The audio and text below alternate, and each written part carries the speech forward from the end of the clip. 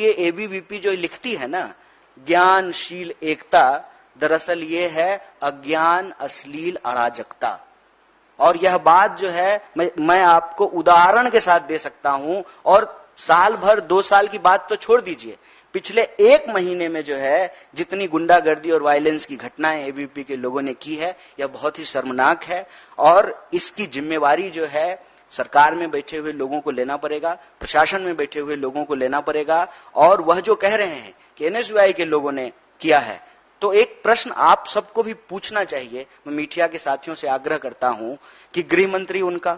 Delhi police उनके under में, दिल्ली विश्वविद्यालय का प्रशासन उनके अंडर में, यहाँ पर जो है एलजी उनके हैं, देश में सरकार उनकी है, पूरा का पूरा जो है उनकी हेजमनी है। उस वक्त जो है वो अपने वायलेंस को जस्टिफाई करने के लिए अनर्गल और झूठे आरोप लगा रहे हैं। हम आप सबके माध्यम से दिल्ली विश्वविद्यालय के विद्यार्थियों को और देश को भी, क्योंकि दिल्ली विश्वविद्यालय का सवाल अब सिर्फ विश्वविद्यालय का सवाल नहीं है, ये देश और समाज का भी सवाल है। हम आप सबसे यह आग्रह करते हैं और आपको आश्वस्त करते हैं कि आप धैर्य रखें, कोई भी परिस्थिति हो जाए, जो हमारा विचार है, जो हमारा एजेंडा है, उससे हम 1 इंच पीछे नहीं हटेंगे। और एजेंडा हमारा ये है कि इस बार पहली बार मैं आपको ये कहना चाहता हूं कि दिल्ली विश्वविद्यालय में विमेंस एजेंडा लाया गया है। और उस एजेंडे की सबसे खास बात यह है कि महीने के 2 दिन, कम से कम 2 दिन जो मेंस्ट्रुअल लीव की बात की जा रही है, और इसको लेकर के दिल्ली विश्वविद्यालय की लड़कियों ने जिस तरीके से रिस्पॉन्ड किया है, खास बात यह है कि जब हमारे कैंपेनर कैंपेनिंग कर रहे हैं तो महिला शिक्षिका आकर के कहती हैं कि हमारे लिए तुम लोग क्यों नहीं कर रहे हो। तो जिस तरीके से समर्थन मिल रहा है हमारा स्टूडेंट सेंट्रिक एजेंडा को, जिस तरीके से कॉलेज के भीतर जो एनएसयूआई से जुड़े हुए लोग नहीं हैं, रेगुलर स्टूडेंट हैं, पढ़ने वाले विद्यार्थी हैं, जो क्लास करते हैं, लाइब्रेरी जाते हैं, घर से आते हैं, वापस घर को जाते हैं, वो तमाम विद्यार्थियों का एक व्यापक सपोर्ट मिल रहा है। क्योंकि हमारा जो एजेंडा है उसमें हम राजनीति नहीं खेल रहे हैं।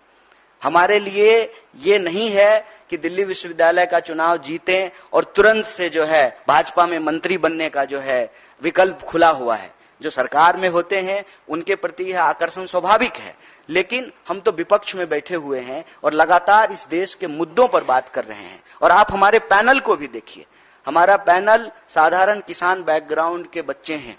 जो स्कॉलरशिप से पढ़ करके दिल्ली विश्वविद्यालय में पढ़ने के लिए आए हैं। और हमारा जो पॉजिटिव एजेंडा है, जो पॉजिटिव वाइब है, उससे व्यापक तरीके से विद्यार्थी भी जुड़ रहे हैं और विद्यार्थियों की सेवा करने वाले लोग भी जुड़ रहे हैं। और हमारा जो पैनल है उसमें एक लड़की के पिताजी जो है वो आर्मी में थे, माताजी उनकी जो है किसान है, तो वो समझते हैं कि सेवा का क्या मतलब होता है। इसीलिए हमने कहा कि चाहे देश में कोई भी इश्यूज हो, मणिपुर की अगर आप बात करें तब भी ये चुप रहे, महिला पहलवानों की बात करें तब भी ये चुप रहे, विश्वविद्यालय का बजट कट किया गया तब भी ये चुप रहे, हर साल जो डूसू का बजट था उसका क्या हुआ,